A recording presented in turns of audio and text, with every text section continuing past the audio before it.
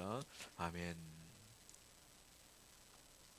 오늘은 2025년도 마지막 송년주일이에요. 마지막 하나님께 드리는 예배인데, 이제 송년주일 마치고 수요일 날 송구 영신 예배가 드리면 2025년도 이제 마지막 공신 예배는 마치게 되는 것입니다. 금년도 생각해 보면 다사다난했던 것 같아요. 문제도 많았고 참 사건도 많고 대한민국 땅에, 그리고 우리 개인적으로도 여러 가지 어려움들이 많이 있었던 것 같아요. 그런데요, 참 재밌는 게, 그리고 시간이 흘러보면 다 하나님의 은혜야. 우리가 다 그렇게 고백하더라고요. 그렇게 그때는 그 순간순간은 못 견딜 것 같고 힘들고 막 괴롭고, 그런데 지나고 나면 그래도 다 은혜야. 오늘도 마찬가지일 것 같아요. 우리가 또 여러 가지 어려움이 있었지만 지나면 또 다 하나님의 은혜로 기억날 줄로 믿습니다. 하나님의 은혜가 저와 여러분에게 매일같이 있기 때문에 다 지나면 다 하나님의 은혜예요. 실질적으로 여러분들이 예배하고 있는 것도 은혜죠. 뭐 건강하니까 예배하는 거지, 그렇지 않겠습니까? 하나님이 건강도 주셨고 하나님이 시간도 주셨고 또한 상황도 주셨기 때문에 우리가 예배할 수 있는 거 아니겠습니까? 이 은혜를 늘 감격하며 감사했던 인물이 있는데, 그분이 사도 바울이에요. 사도 바울이 오늘 본문도 그렇지만 사도 바울이 하는 말은 다 하나님의 은혜다, 이렇게 맞추는 경우가 많아요. 자, 종교개혁자들이요, 종교개혁을 합니다. 근데 그분들이 5대 정신을 갖고 종교개혁을 해요. 종교개혁을 하는데 그 중에 하나가 은혜의 정신이 있어요. 은혜 정신이. 제가 종교개혁자의 5대 정신을 소개해드리면 이런 거거든요. 들어보셨을 거예요.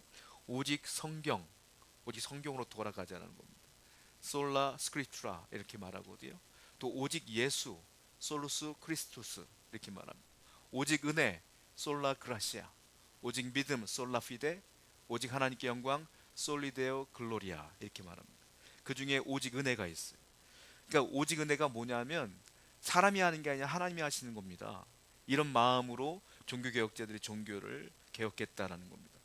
이 원리를 따라 신앙생활을 했고 많은 분들이 그렇게 생활했고 우리 또한 그렇게 살면 하나님의 은혜가 계속 반복될 수 있다라는 거죠. 바울은 성경 인물들 가운데 은혜의식이 가장 강해요. 늘 하나님의 은혜라고 고백했던 분이 사도 바울이에요. 그런 것 같아요. 인생 만사가 다 하나님의 은혜인데, 여러분 은혜는 이런 것 같아요. 공기, 산소 같은 것 같아요. 공기와 산소를 인식하지 못해요 우리가. 여러분 이 공기 가운데 산소가 있다는 걸 인식합니까? 알죠. 알지만 우리가 늘 인식하며 살진 않아. 근데 숨이 쉬어지는 거야 그냥.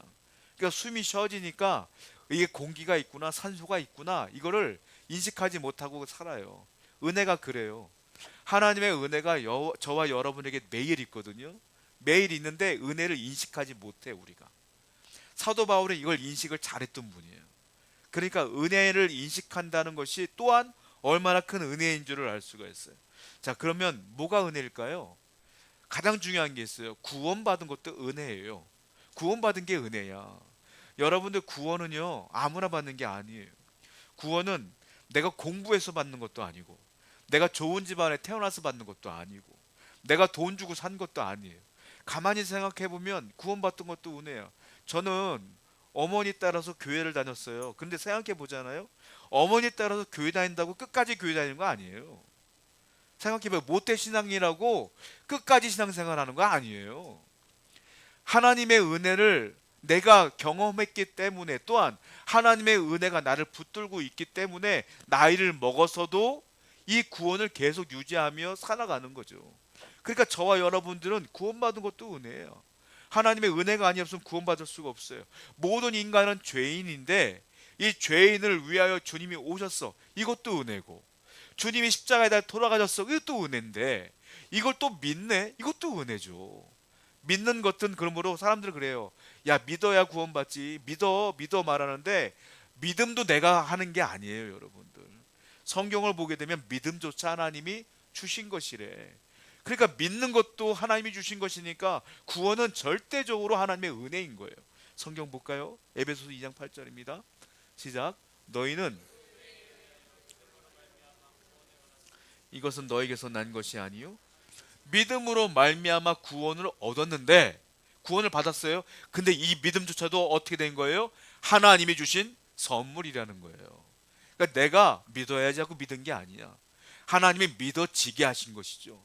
그러니까 구원받은 건 특별한 은혜인 거예요. 이건 아무나 받는 게 아니에요. 가만 생각해 보면 내가 어떻게 예수를 믿었나 싶어요. 저 같은 경우 어린 시절 믿었지만 중간에 믿은 분들 생각해 보세요. 정말 큰 은혜예요. 이 세상에 살면서 어떻게 중간에 예수를 믿을 수가 있었겠어?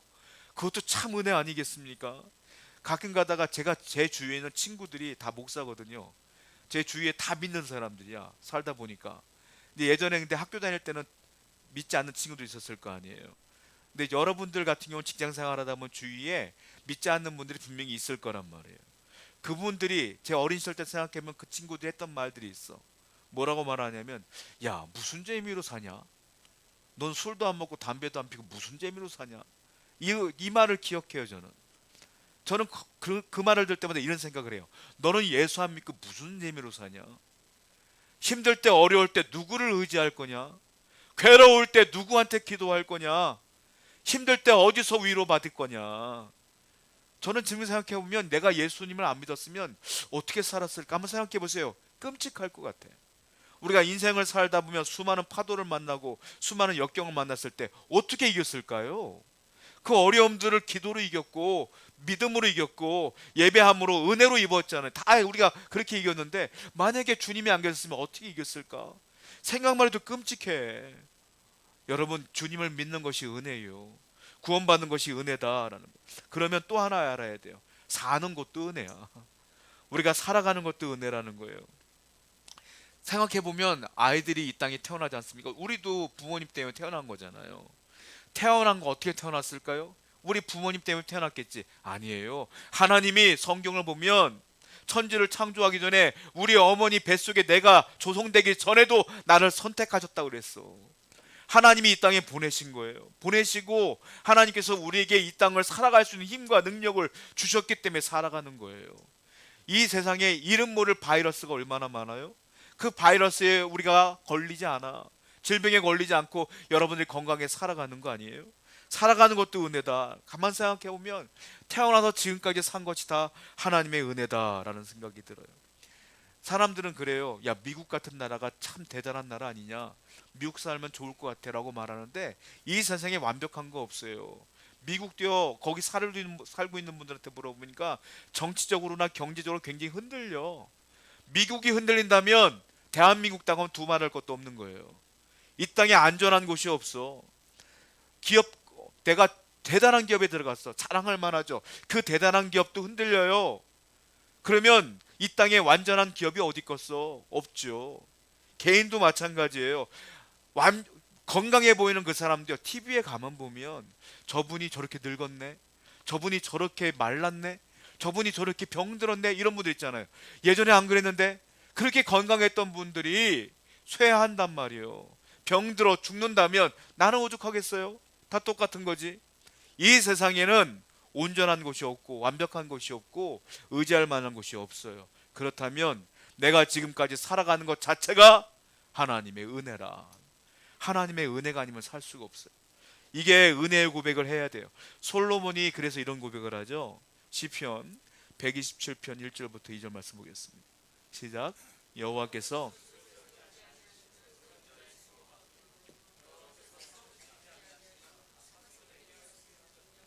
너희가 일찍 일어나고 늦게 누우며 수고의 떡을 먹으며 없대도다.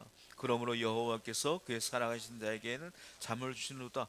여호와께서 집을 세우지 아니하면 헛되다는 것을 솔로몬은 이미 경험했어요. 그리고 솔로몬은 걱정이 많으니까 잠도 못 자. 잠도 못 자. 그러니까 뭐라고 했어요? 여호와께서 그의 사랑하신 자에게는 잠을 주시는도다. 잠자는 것도 은혜야. 여러분들 잠 못 자는 거 얼마나 괴로운지 몰라요. 내가 걱정이 있으면 잠을 못 자요. 그러니까 하나님의 은혜가 아니면 우리가 살아갈 수가 없는 거야. 잠도 못 자. 걱정 때문에 마음이 계속 녹아내려가는 거예요. 그러니까 하나님의 은혜로 살아가는 거 아니겠어요? 그러니까 하나님의 도우심이 없으면 헛수고라고 이 솔로몬은 얘기하고 있어요. 사람들은 운칠기삼이라는 말을 많이 써요. 운이 7이다, 노력이 3이다 이런 말을 해요. 그 말이 맞죠? 내가 아무리 노력해도 세상에 노력 안 하는 사람이 어디 있어? 열심히 안 사는 사람이 어디 있어? 다 열심히 살죠. 근데 사람들은 운칠기삼이라 운이 7이라 그래요. 근데 이거는 우리 믿는 사람들은 운이라고 말할 수 없어요. 운이 아니고 뭡니까? 하나님의 은혜가 7 아니에요. 은혜가 100이야 우리는. 하나님의 은혜가 다야. 하나님의 은혜가 없으면 살 수가 없어요. 2008년도 베이징 올림픽에서 장민환 선수가 역도 금메달을 땄는데 제가 지금도 그분이 기억이 나거든요. 딱 금메달 따자마자 두 손 딱 모으고 무릎 딱 꿇고 기도했던 장면 기억하십니까? 막 기도했어요. 그거고 내가 그때 보면서 저분 크리스천인가 보다 그 생각했거든요. 알고 보니까 믿음이 참 좋은 분이더라고. 그분이 나중에 금메달 딴 다음에 인터뷰라는 내용을 제가 발췌했어요. 그분이 이렇게 말했어요. 아무리 능력이 뛰어나도 금메달은 하나님이 주시는 겁니다. 이것이 제게 주어져서 정말 기쁘고 감사할 뿐이에요. 무슨 말이냐? 장민환 선수가 죽어나 노력했거든요. 금메달 달라고. 그런데 가만 생각해보니까 그거야. 나만 노력했나? 전 세계에 금메달 따려고 다 노력했지. 근데 내게 이 금메달이 주어졌네. 하나님의 은혜지. 이 고백을 한 거예요. 하나님의 은혜가 아니면 주어질 수 없는 것. 모든 것이 하나님의 은혜입니다. 이분은 그렇게 살았다고 하더라고요. 여러분도 마찬가지예요. 내가 주어진 건 내가 쟁취한 거 하나도 없는 거야. 하나님이 주신 것이죠. 하나님의 은혜로 살아가는 겁니다. 가만 생각해보면 큰일 있었던 거 생각해보면 하나님의 은혜가 아니면 내가 일어날 수 없었던 것 같아. 다 하나님의 은혜예요. 여러분 호흡하잖아요. 우리가 순간순간 호흡하잖아요. 이것도 재밌는 게 제가 좀 조사해봤더니 사람이 호흡을 하는데 1분에 몇 번을 하냐면 18번에서 20번 정도는 숨을 쉰대요. 이렇게 1분 정도에 한 20번 정도 숨을 쉬는 거예요. 그렇게 안 쉬면 죽어 우리는. 그런데 숨을 쉴 때 여러분들 호흡은 1분에 18번에서 20번을 하는 거니까 내가 1분마다 시간을 재면서 18번을 하는 거야. 그렇게 살 수 있겠어요? 내가 시간을 대면서 어떻게 20번을 맨날 호흡을 할 수 있겠어? 그렇게 안 해도 그냥 자연스럽게 20번을 하는 거야 우리가 호흡을. 그렇죠? 이거 누가 하신 거예요? 하나님이 그렇게 하신 거예요. 이것이 어떻게 신경 쓰며 살아요? 하나님의 은혜가 여러분들은 알지 못하는 곳곳마다 하나님의 은혜가 있어요. 예전에 중환자실에서 호흡기로 숨을 쉬다가 퇴원하신 권사님하고 대화하다가 그 말씀을 드렸어요. 목사님, 호흡기만 떼도 살만하더라니까. 내가 스스로 호흡해도 살만하더라니까. 하나님의 은혜요 이렇게 고백하는 걸 내가 들은 적이 있어요. 숨 쉬는 것 우리가 건강하니까 모르지만 아플 때 숨 쉬는 것도 힘들어요. 이게 다 하나님의 은혜라는 거예요. 그러니까 구원받은 것도 은혜요, 사는 것도 은혜라. 그러면 죽는 거는요, 죽는 것도 은혜예요. 제가 장례를 치르다 보면은 믿음 생활 잘 하시다 돌아가시는 분들은 늘 평안하게 돌아가셔. 정말로 할 말 다 하시고 평안하게 돌아가시는 걸 많이 봤어. 제가 임종도 몇 분 지킨 적도 있거든요. 평안하게 돌아가시죠. 제가 그때마다 느끼는 게 뭐냐면 죽는 것도 은혜다. 잘 죽는 것도 은혜야. 하나님 믿음으로 살아가는 것도 은혜다라는 생각을 해요. 사도 바울은 한마디로 말하면 늘 사선에서 살았어. 사도 바울은 늘 죽음의 위협에 사신 분이에요. 맨날 사람이 돌을 던지죠. 사람들이 잡아다 옥에 가두죠. 언제 죽을지 모르는 삶에서 그분은 전도하며 살았던 분이에요. 근데 그분이 그런 사선에서 살면서도요, 죽을 줄 알면서도 무슨 고백하는지 아세요? 이런 고백해요.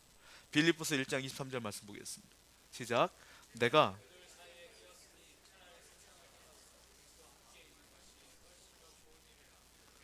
그 둘 사이에 꼈대. 내가 삶과 죽음 사이에 늘 끼어 산다는 거예요. 난 언제 죽을지 몰라. 그런데 사도 바울이 굳이 말하면 뭐라는지 아세요? 내가 그래도 세상을 떠나서 그리스도와 함께 있는 것이 훨씬 더 좋은 일이야. 무슨 말인지 아세요? 죽는 게 더 나아 사실은. 이 말이에요. 죽으면 그리스도와 영원히 사는데 내가 이 땅에서 뭐하러 살아? 차라리 죽는 게 편하지. 죽는 게 좋은 거야. 죽는 게 은혜야. 이 말이에요. 이런 마음으로 살았으니까 죽음을 두려워하지 않죠. 믿음은 뭡니까? 사는 것도 은혜요, 죽는 것도 은혜요. 그러면 세상에 두려울 게 하나도 없는 거예요. 죽어도 좋다는 마음으로 사도 바울은 그렇게 살았어요. 자, 또 볼까요? 잠언서 14장 32절입니다. 시작. 악인은 그의 환난에 엎드러져도 의인은 그의 죽음에도 소망. 악인은 잘 살아도 넘어지지만 우리는 넘어지고 오히려 죽어도 소망이 있대요. 왜? 죽으면 천국 간다는 소망이 있는 거예요. 그러니까 믿는 분들은 살아도 감사, 죽어도 감사, 항상 감사로 살며 소망으로 살아야 되는 거 아니겠느냐. 이 진리를 바울이 깨닫고 본문에서 이렇게 우리에게 얘기하는 겁니다. 본문 11절 말씀 볼까요? 10절입니다. 시작.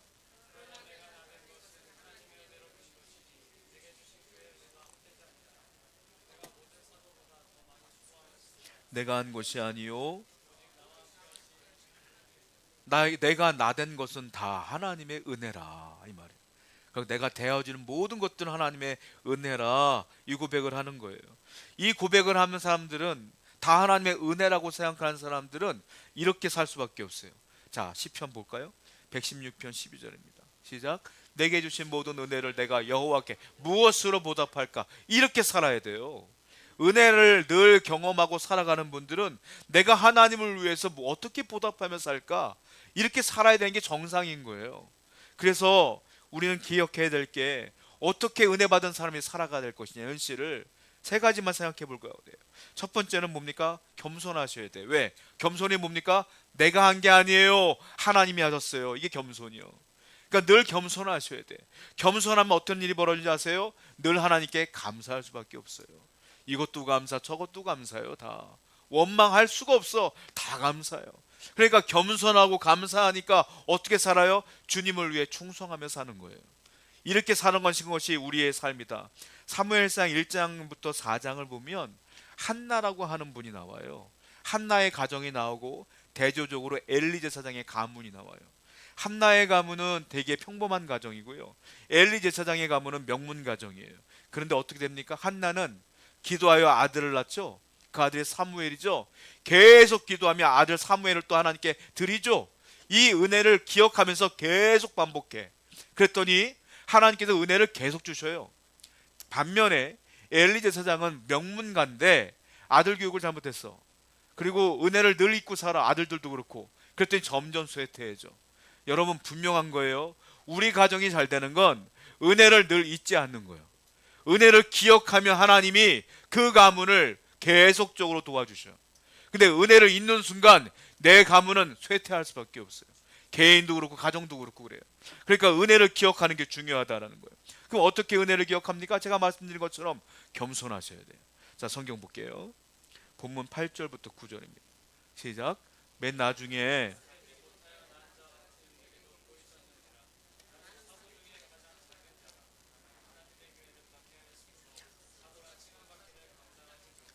나는 만삭되지 못하여 난 자 같다. 바울이 말하는 거예요. 나는 팔싹둥이라는 거예요. 나는 뭐예요? 부족하다. 나는 아무것도 아니다. 이 뜻이야. 사도 바울은 늘 고백해. 그리고 나는 사도라고 일컬음을 받을 수 있는 자격도 안 돼. 나는 고백으로 살아요. 스스로 낮춰요. 또 자기가 뭐라는지 아세요? 이렇게 고백합니다. 디모데전서 1장 15절 말씀 보세요. 시작. 미쁘다 모든 사람이 받을 만한 이 말이 그리스도 예수께서 죄인을 구원하시려고 세상에 임하셨다. 죄인 중에 내가 괴순이라. 죄인 중에 내가 괴순이야. 이게 무슨 뜻이냐면 죄인 중에 내가 가장 사악하다 이 말이에요. 내가 가장 사악한 자야.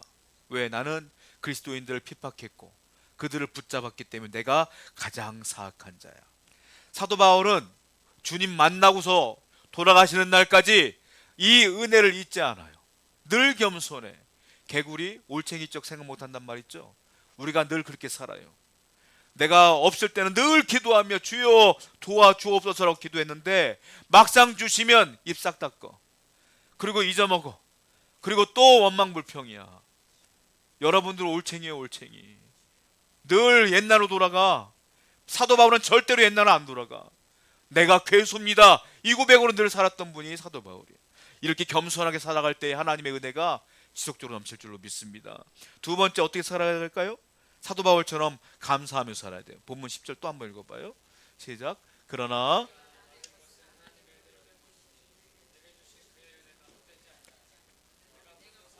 더 많이 수고하였으나 내가 한 것이 아니요 오직 나와 함께 하신 하나님의 은혜로다. 나에 대한 것은 하나님의 은혜로 된 것이다. 그래서 사도 바울은 뭘 했느냐? 다 은혜라고 생각하니까 늘 감사하며 살아요.